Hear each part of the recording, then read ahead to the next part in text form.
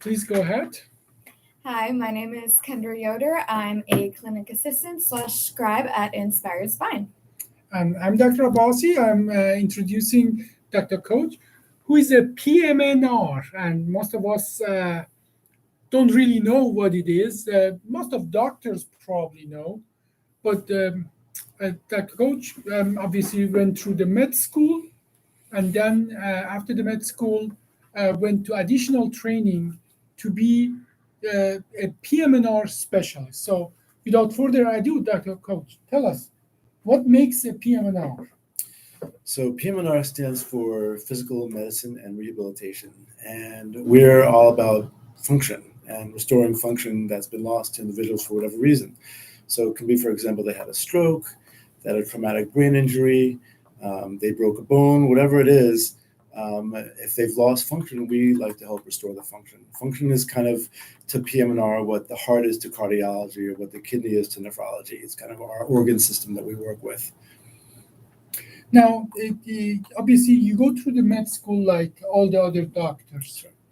Now, after the med school, how long does it take for somebody who has gone through the med school to be a PM&R specialist?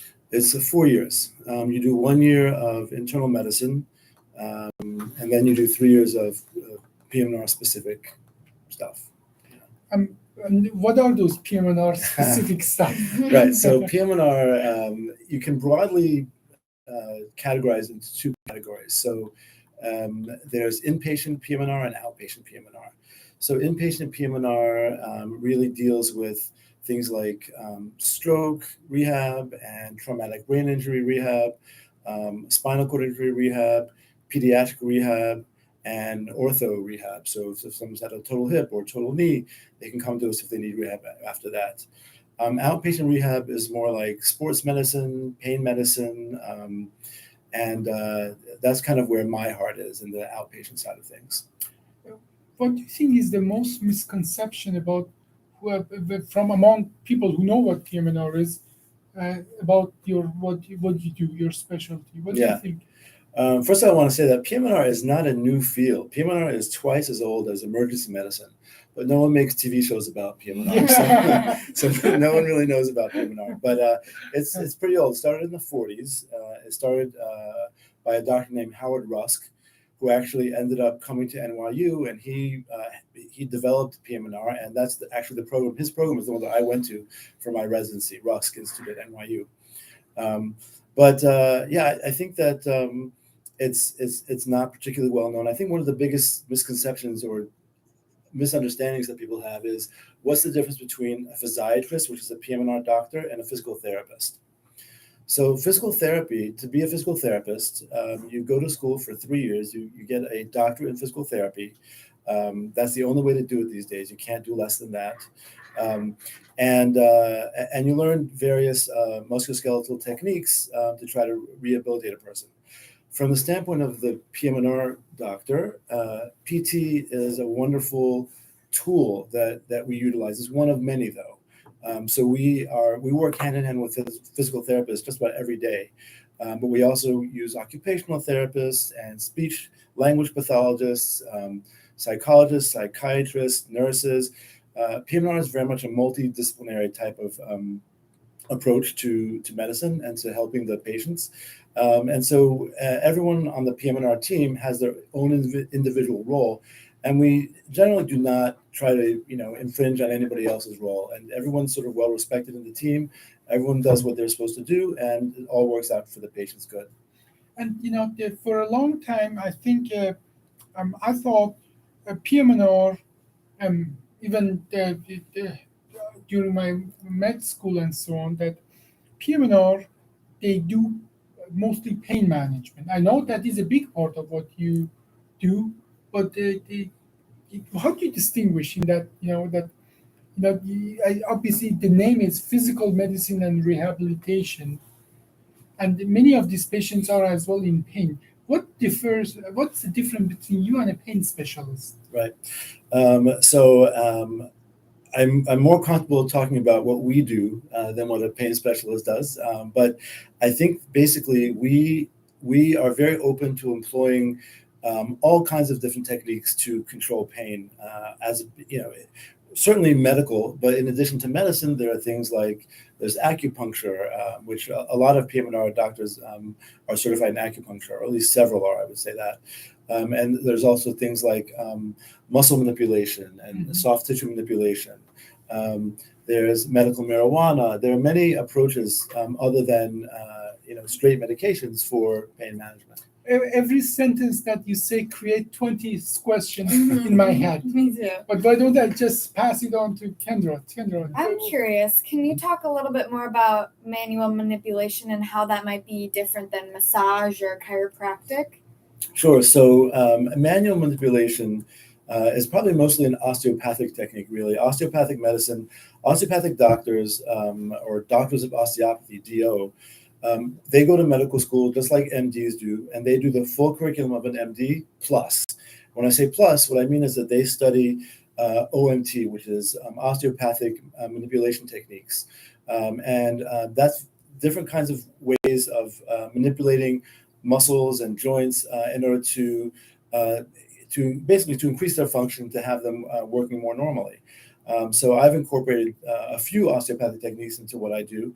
I'm not a DO, so I don't have the full range of the techniques, but I know a couple of them, and they're actually very effective. Well, every sentence you speak create 20 questions for me. Like, what's the difference between the MD and the DO? What is the difference between the PT and occupational physical therapy and occupational therapy?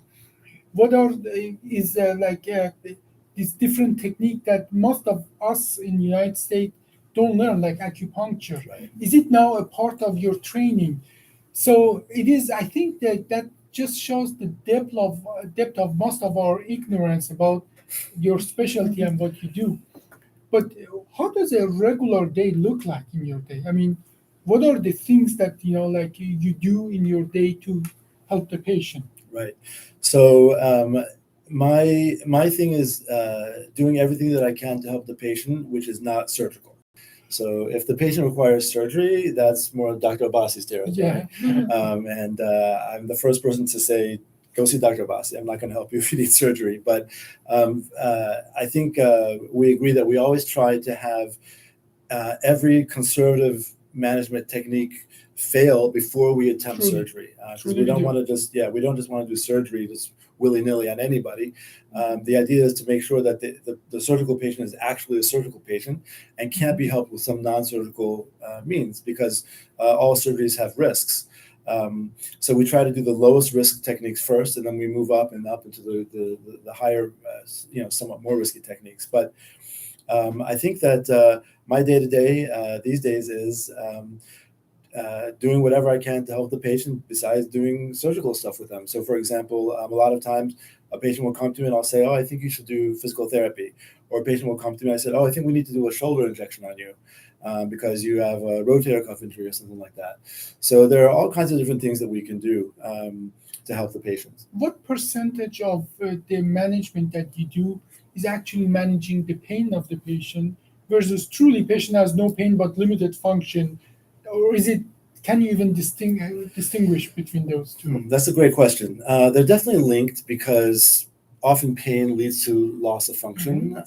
And the other thing can happen too. You can have sort of like a loss of function, which then becomes painful over time. And that can be a chronic pain situation, for example. So pain is a major Pain is absolutely a major symptom. We have, it is hard to distinguish. And I would say 99% of the time, pain is involved.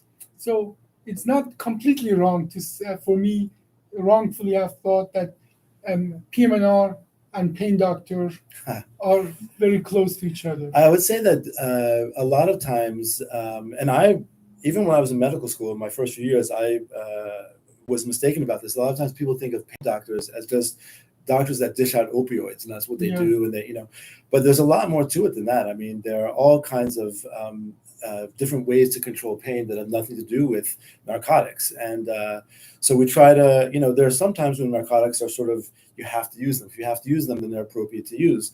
But it's not as though pain doctors just sit there and just dish out willy-nilly narcotics, just like it's candy. If I may ask, you would use the word physiatrist. Yes. Now, can you elaborate on that? Physiatrist, PM&R doctor, and so on. Where does the word come from? What does it mean? And how is it that why do we call PM&R doctor? Are they exchangeable? Tell us a little about that. That's your specialty. Yes. So physiatrists and PM&R doc are totally interchangeable. It means the same thing. Some people even call it a physiatrist.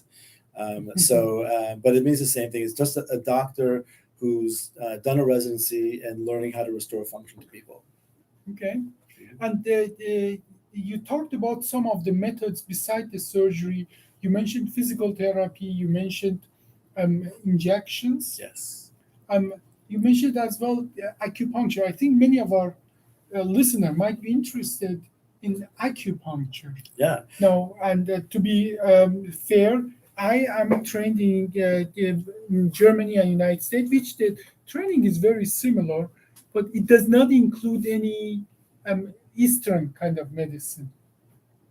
Now, are we changing now? Are we including the Eastern medicine? And tell us about your training.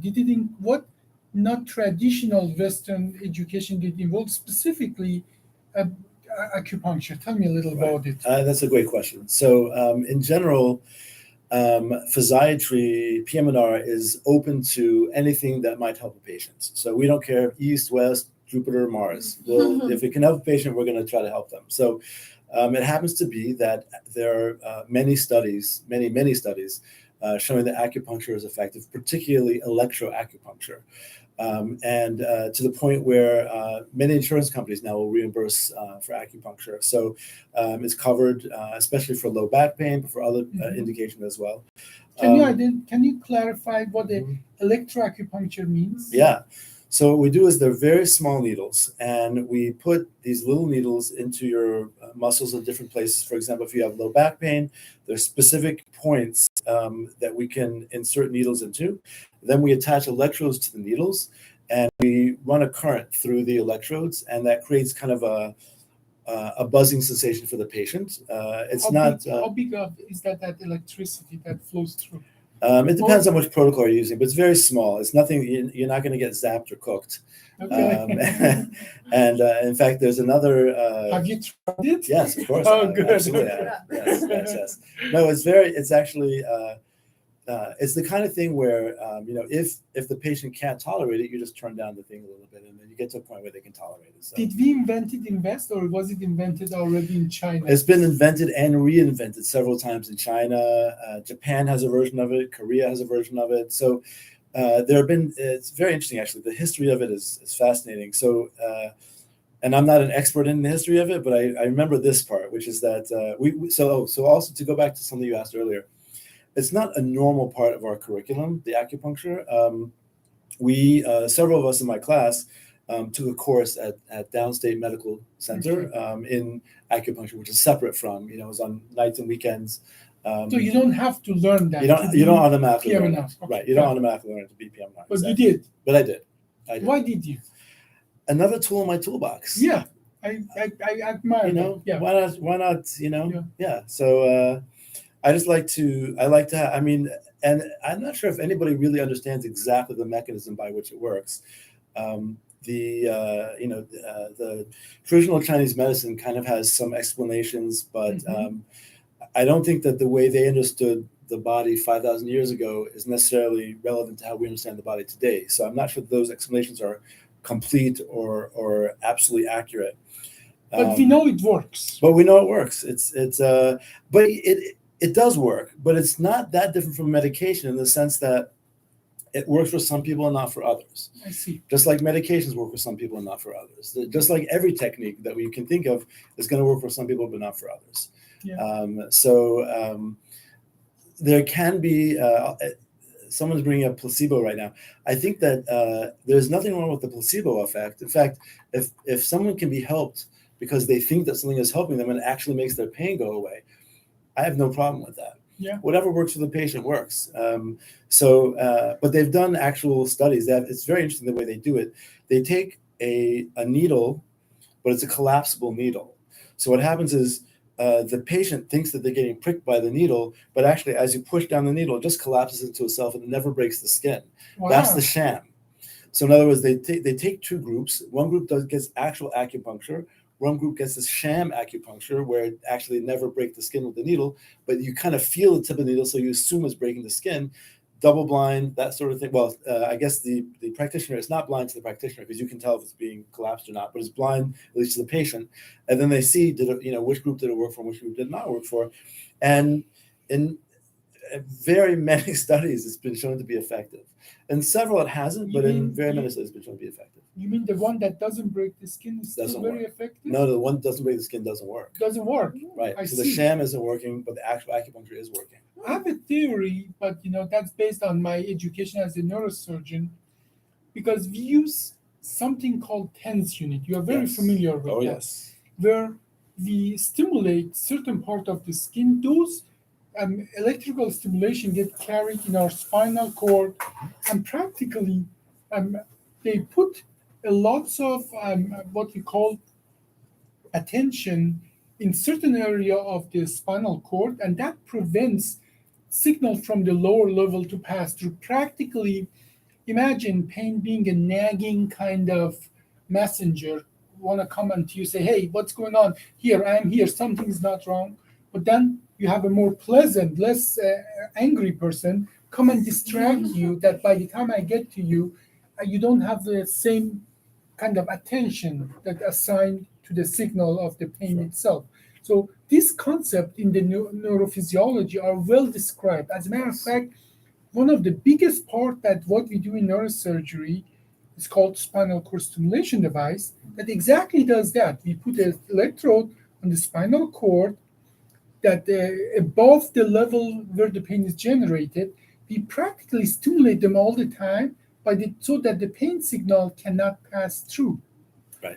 Now, this is my theory, and there are some other people who think that the way acupuncture really works is utilizing practically a flaw in our nervous system, that if you go beyond the point and stimulate that area, signals that are generated before, they cannot pass through. Right. And I think acupuncture, truly, we know it works. Yeah. And by the way, I have seen some acupuncture where they put a needle, and there's something on top of the needle, they put it on fire. Have you seen that? Yes, we've done that before. Yeah. Is it the old-fashioned electro? No, that's actually a different thing. That's called moxibustion. And what we do is you take, I forget the name of the herb, but it's an herb that you take, and you light it on fire, and it's very thick smelling. It's kind of it kind of stinks actually, but and it's on a wand sort of, and you wave it around the needles. And yeah, patients say that it feels, they get like a sense of warmth and a sense of almost healing from it. I don't know that that's like a substitute for electroacupuncture. I mean, most of the studies were done on electroacupuncture, not done on moxibustion. Mm-hmm. Some have been, I think. There are a lot of interesting things. There's something called cupping, which is very interesting as well. We actually had, this is kind of a funny story. In my medical school class, we had two Chinese twins. And just as a quick aside, when we were in our gynecological rotation, one of our professors was telling us that the incidence of twins is almost never. It's very, very low in the Asian community. And so he actually asked the question, has anyone ever seen a Chinese twin? And so one of the twins was in our class, and he said, I am a Chinese twin. But the reason why I bring them up is that they grew up being cupped whenever they had a cold, whenever they got sick in a certain way, and their parents would cup them. So I don't know exactly. I've never had it myself, and I've never studied it. But from the way that they describe it, they take like a glass or some sort of vesicle like that, and they heat it up, and they put it over the area that supposedly is the sickest or something like that. And a lot of times it actually leaves kind of a bruise. It goes away quickly and doesn't create any permanent damage. And it was a natural part of their life growing up, and they never questioned it. I mean, whenever they got a cold, they can't, to hear them talk about it, they say, I can't prove that it wasn't just the cold going away by itself, or it was the cupping, but whenever they cupped us, the cold seemed to go away. So we are in our pretty much our offices that going to be. Are you going to do cupping in this office? No, I'm not going to do cupping. I've never studied it. I don't want to So do cupping. popular. But it's very popular. It's very popular. I believe Michael Phelps from the Olympics did it. Yeah. It's very, I think all of those things do boil down to what you were talking about before, which we call it the gate control theory. Gate control Which is theory. right. And in fact, probably the oldest known application of the gate control theory, as described by one of my medical school professors, is when a kid gets a boo-boo and the mom kisses it. Mhm. So what you're doing is you're influencing the pain sensation, and you're sort of not exactly electrically, but you're still creating like a diversion, like you were saying, a nicer guy coming along and kind of helping to make the pain go away a little bit. So some people think that's actually that kind of works. And same thing with, if you get hurt and you kind of rub it, feel a little better, that may also be a kind of a strange application of the gate control theory, but some people think that's what it is. So what are you going to do in this office? I would like to do. Who should come to you? Yeah, who should come to me? Honestly, anyone who needs their function restored for whatever reason should come to me.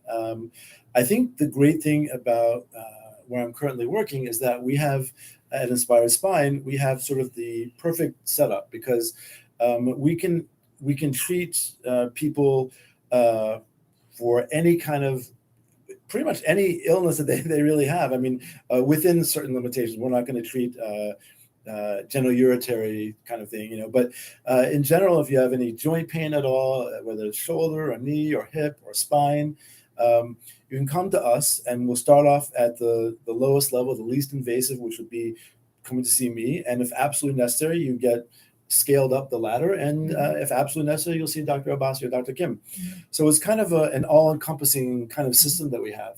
And I think it's really good that we're in direct communication with each other. Yeah. So it's not like some random doctor referring to you where we don't, the patient gets lost in the middle, or they never talk to each other, where we work right next to each other. So and I think this communication peer-to-peer really help us to do the best we can with the least amount of invasiveness. Exactly. So, Kendra, you go to your question. I know you put lots of good questions. I have a whole list. Go ahead. We were thinking of having another whole separate podcast for advice for pre-med students or current medical students. So maybe we can get into it a little bit then. But I'm curious, what made you choose to go to med school in the first place? Oh, okay.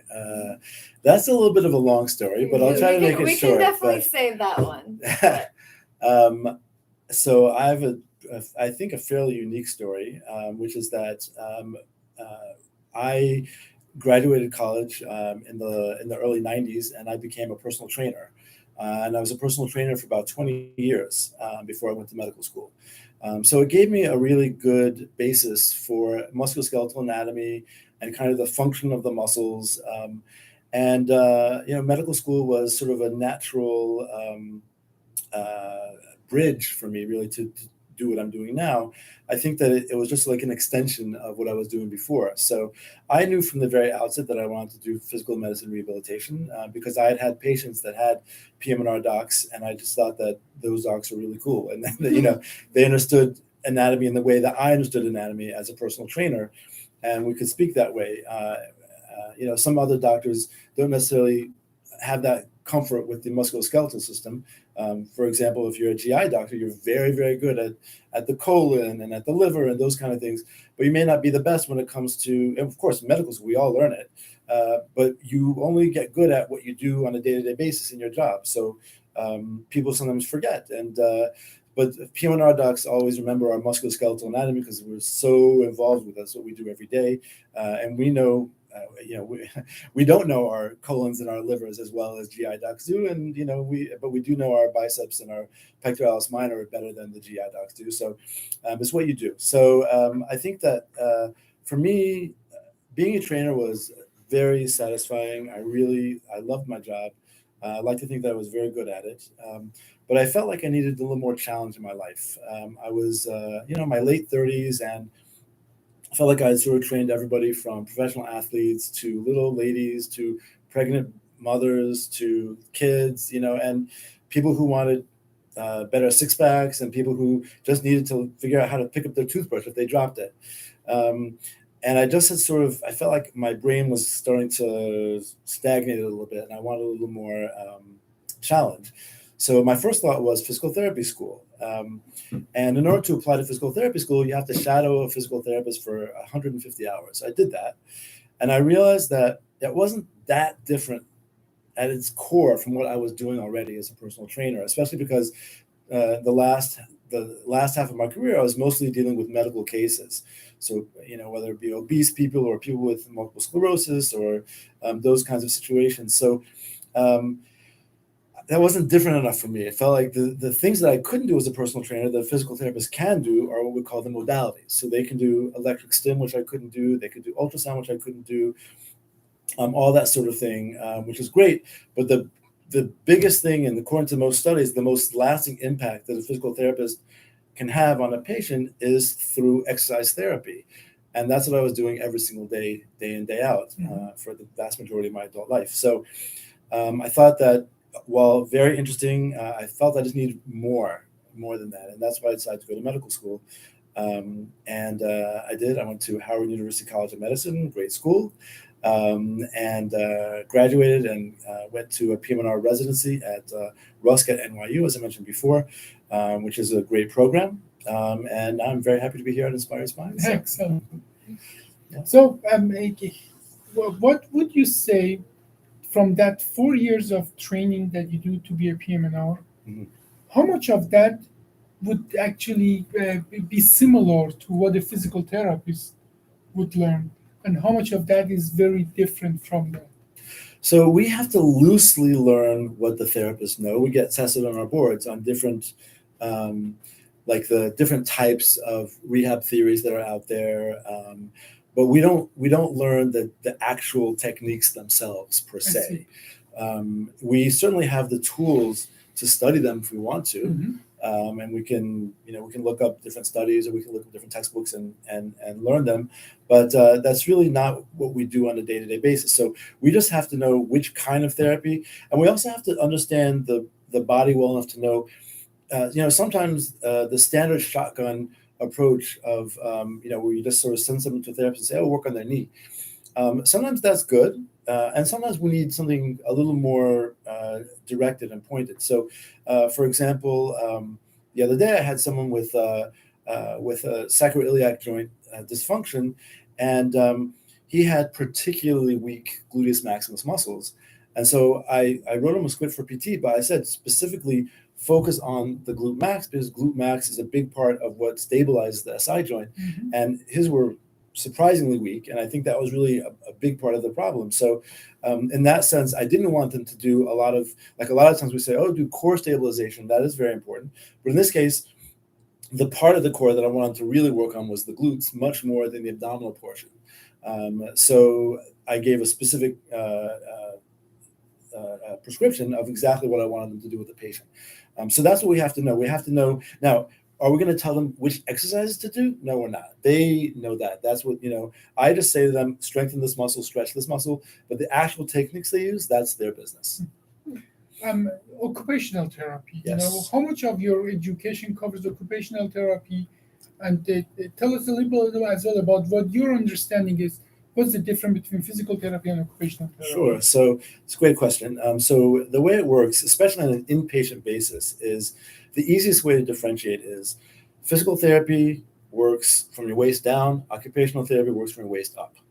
So when it's talking about mobility, getting around, the ability to ambulate from point A to point B, whether that be, with your own 2 feet or with a walker or with a cane, that's all the physical therapy domain.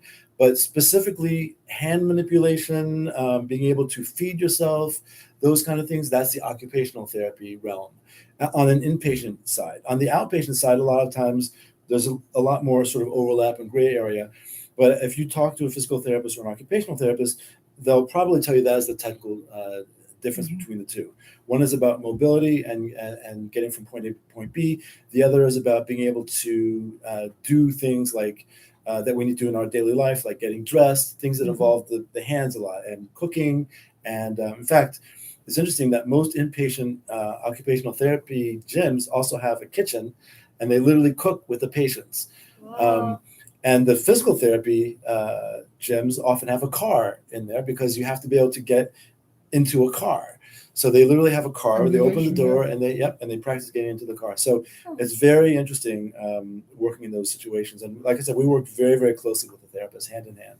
So now, sport medicine specialist and PM&R. So a lot of physical medicine and rehab specialists go into sports medicine. So sports medicine, you need a sports medicine fellowship, and then you sit for the sports medicine boards, and then hopefully you pass. And what you do with sports medicine is a lot of what you're doing is sort of sideline doctoring. So you actually go to the events. It can be basketball, football, so they're having martial fun arts. 24/7. They're having fun 24. Well, it depends how you look at it. So they're having fun 24/7, but also most games happen on nights and weekends. So you give up for that year of fellowship. You give up a lot of your free time that you're devoted to doing that. So, and if you do that for a living, it's the same thing. So I had actually applied for sports medicine fellowships, and I was applying for jobs at the same time. And essentially, when this job came along, I thought the opportunity was too great, and so I said I withdrew from the sports medicine fellowship application. You're happy that you made that choice. Interventionalist versus PM&R. Sure. So PM&R can become interventionalist. Interventionalist usually refers to spinal injection techniques. So whether it be an epidural steroid injection, a sacroiliac joint injection, all these different types of injections that we can do, radiofrequency ablation, and a lot of physical medicine and rehab doctors become pain specialists, and in the pain training, they learn how to do that. Others can also do it outside of a fellowship just by being trained by someone who knows how to do it. That's a common place to go as well. I think probably more, and in my class, I think more people chose to go the pain route than the sports route, actually. So, but it's a lot of them did both. I would say pain and sports, and what they call sports and spine, which is sort of a combination of the two. Between those three, that probably comprised the majority of the fellowships that my class is doing. I have only one question, but we have more people here. I'm going to open up the floor for final round of questioning. Lightning round. Lightning round. So, staying on the injection topic, I'm curious, both of you have experience with injections. So is there any rhyme or reason that injections work for some patients but not for others? Is it just the way their body metabolizes it, or what is the reason for that, if there is one? I'm going to let Dr. Abbasi handle that one since he's done more injections than I have. Yeah, well, this is such a complex situation. First of all, what area of the body, what kind of injection? Not just because we call them injections, they're not all the same. Like calling something a vehicle. Why does a vehicle take you from A to B and not the other one? That's practically the question. There's a combination of what the diagnosis is and what we are expecting that what we inject in to do. Is it just a local anesthetic? Is it the steroid? And if it's a steroid, is it the right indication? I think we should do just a podcast. All about injections? Just all about the injection. That would be why fun. they work That and would why be they really don't. fun. That's a good idea. Yeah, I would ask fun. Yeah. I think that's a good idea. So, lightning round. Here we go. You have the expert. Let's put that knowledge to use. I mean, do you want to go first? You want me to go Yeah. At any point in your schooling were you ever, it's okay. At any point in your schooling were you ever thinking like, yeah, this is too much, like to absorb at one time, or kind of doubting yourself? Oh, every day. I mean, that's medical school. I mean, in medical school, they talk about it's like trying to drink from a fire hose. All this information is coming right at your face. The vast majority of it is rushing past you. You can only get so much. In medical school, I felt, and a lot of my colleagues felt the same way because we talked about it all the time.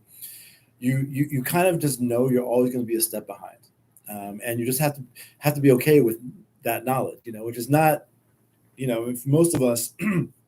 Medical school, all of our schooling before that, we were a step ahead. Yeah. So all of a sudden you go to medical school and it's just so much information, especially the first 2 years. The first 2 years are your preclinical years, which is where you learn, they essentially, I heard one person describing it this way, and I agree with it. They're taking you halfway to a PhD in a multitude of fields, in immunology, in biochemistry, in just so many things that we learn. Anatomy. In fact, not from my class, but someone from a few classes before me in my medical school, since he was taken halfway to a PhD in medical school, he decided to quit medical school and get the rest of his PhD and was one of my mentors in the anatomy lab.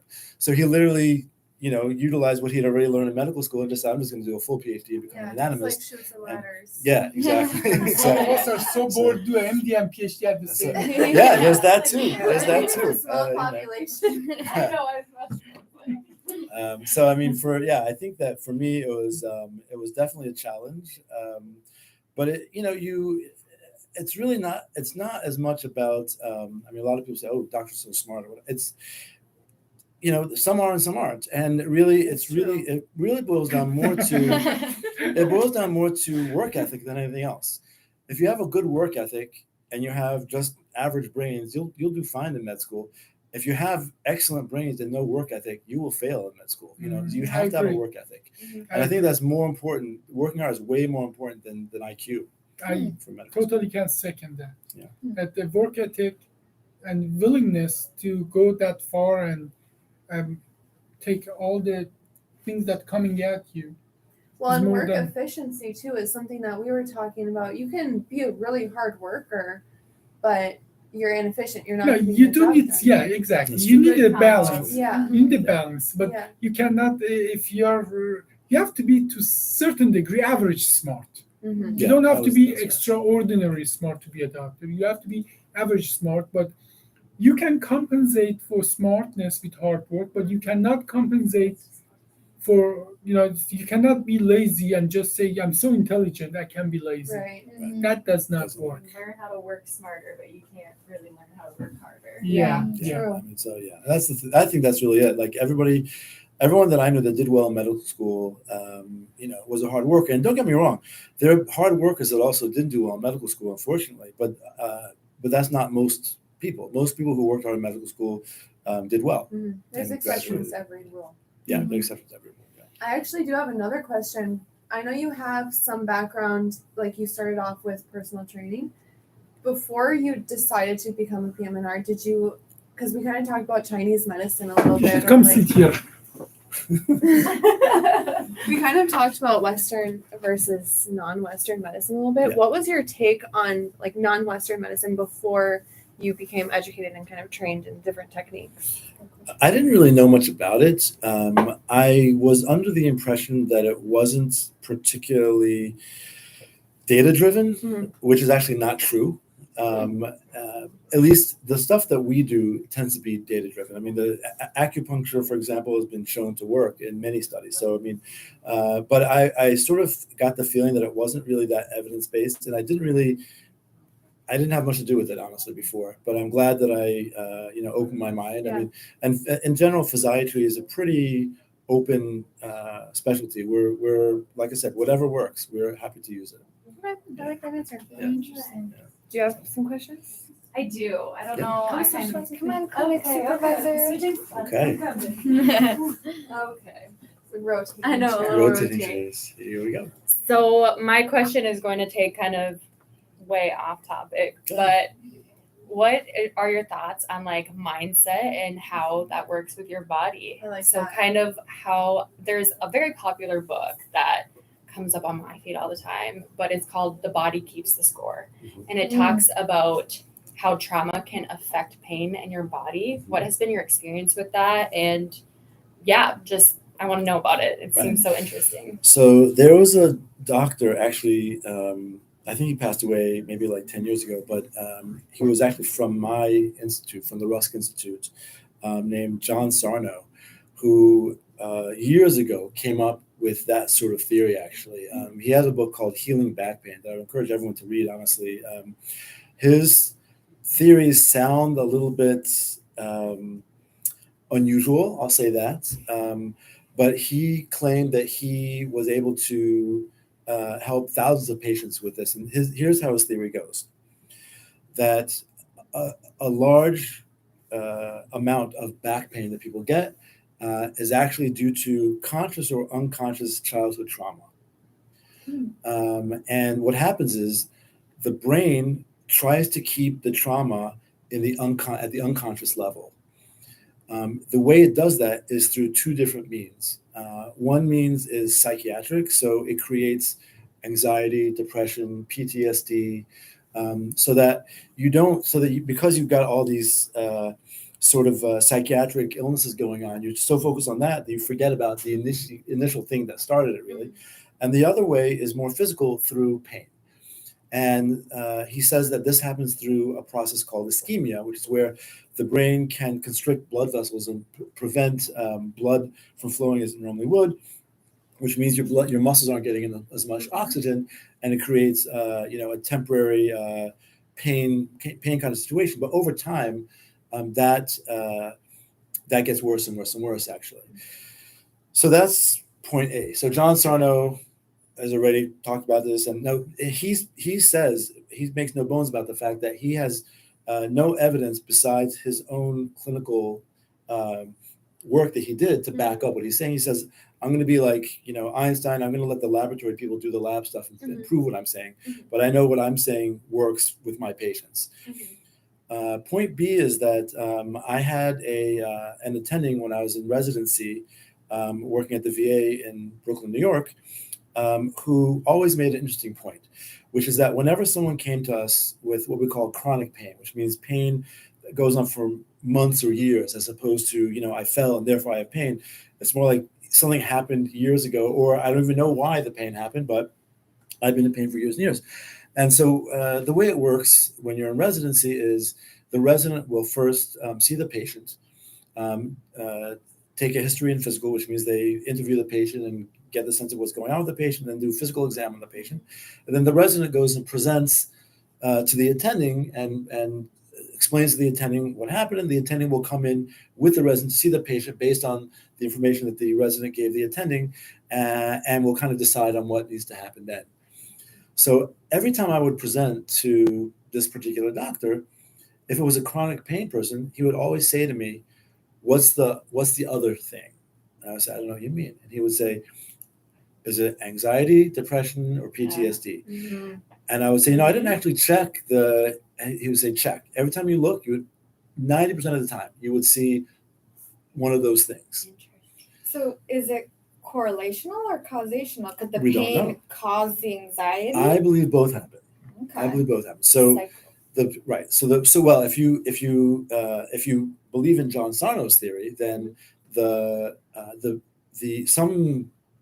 some event that had nothing to do with any of those things started first, and then the pain and the psychiatric diagnosis came at the same time, with the point, or it could be either both or one or the other, but with the point of trying to keep that memory repressed, because we just couldn't deal with the actual trauma. But I think that what probably happens is that both feed each other. So the more you have pain, the more depressed you get about it. The more depressed you get about it, that feeds into the pain. It hurts more, and then and so that's why that feeds actually nicely into the sort of PM&R philosophy that we have of multidisciplinary teams treating patients. So when I get chronic pain patients, I like to make sure that they're being seen by a psychiatrist or a psychologist or somebody that can kind of do some kind of talk therapy with them as well, because that's going to be very important.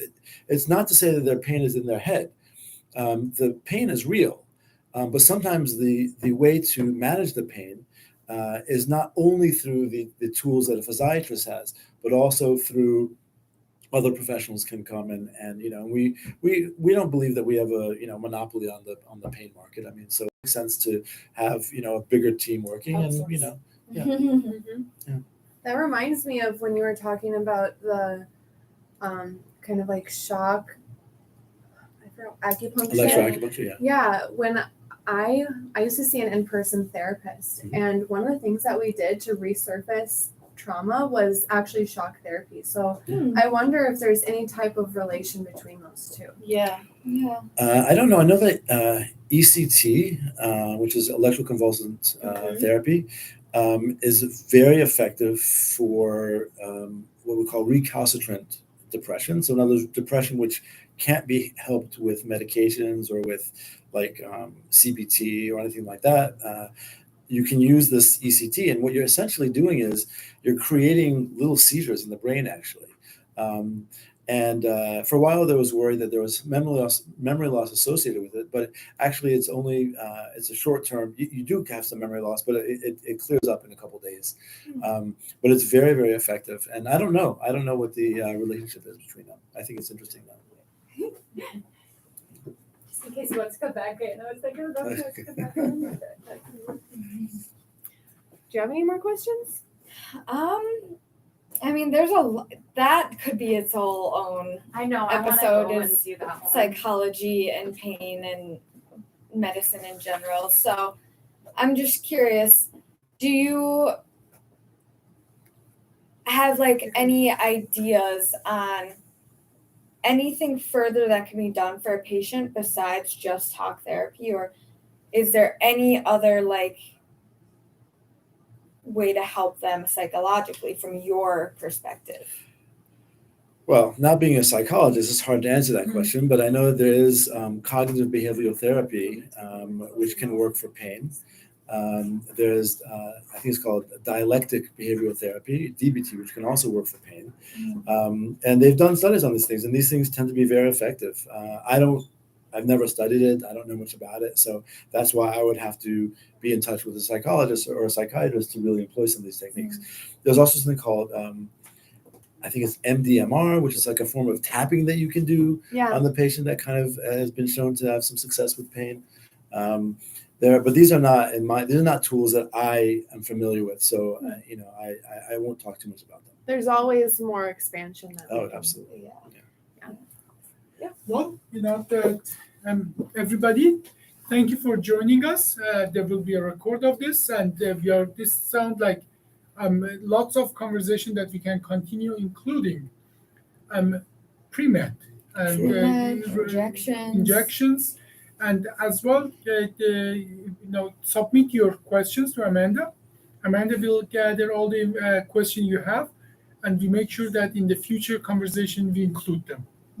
Well, thank you very much for joining us from all of us in Inspired Spine and IS Life.